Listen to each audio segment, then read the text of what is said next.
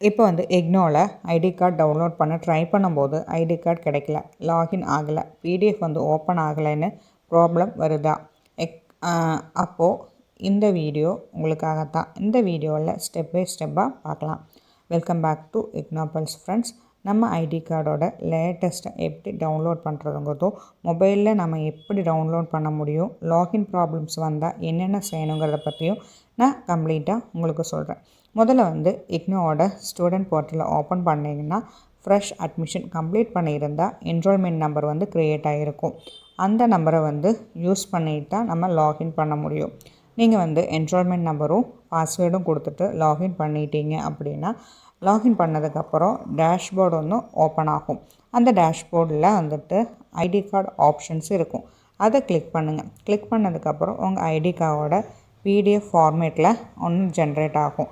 அதை டவுன்லோட் பண்ணி மொபைலில் சேவ் பண்ணி வச்சுக்கோங்க. முடிஞ்சதுன்னா வந்துட்டு பிரிண்ட் எடுத்து அதை லேமினேட்டு கூட பண்ணி வச்சுட்டிங்கன்னா உங்களுக்கு யூஸ்ஃபுல்லாக இருக்கும். நம்மளோட காமனான ப்ராப்ளம்ஸ் எல்லாம் என்னென்னு பார்த்தீங்கன்னா, ஐடி கார்டு ஆப்ஷன் வரலைன்னா பயப்பட வேண்டாம். அட்மிஷன் வந்து நம்ம கம்ப்ளீட்டாகி இருக்கணும், பேமெண்ட் வந்து சக்ஸஸ்ஃபுல்லாக இருக்கணும், என்ரோல்மெண்ட் நம்பர் வந்து ஜென்ரேட் ஆகி இருக்கணும்.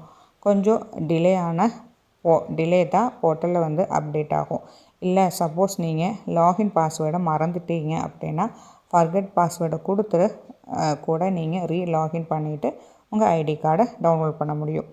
ஏன் வந்து ஐடி கார்டு இம்பார்ட்டன்ட் அப்படின்னா, இக்னோவோட ஐடி கார்டு வந்து நம்ம எக்ஸாம் எழுதும்போது எக்ஸாம் ஹால் என்ட்ரிக்கும், ஸ்டடி சென்டர் விசிட் பண்ணுறக்கும், ப்ராக்டிக்கல் ப்ராஜெக்ட்டு, ஒர்க் ஷாப்பு இல்லைன்னா லைப்ரரியில் ஆக்சஸ் பண்ணுறதுக்கு கூட நமக்கு இந்த ஐடி கார்டு ரொம்ப யூஸ்ஃபுல்லாக இருக்கும்.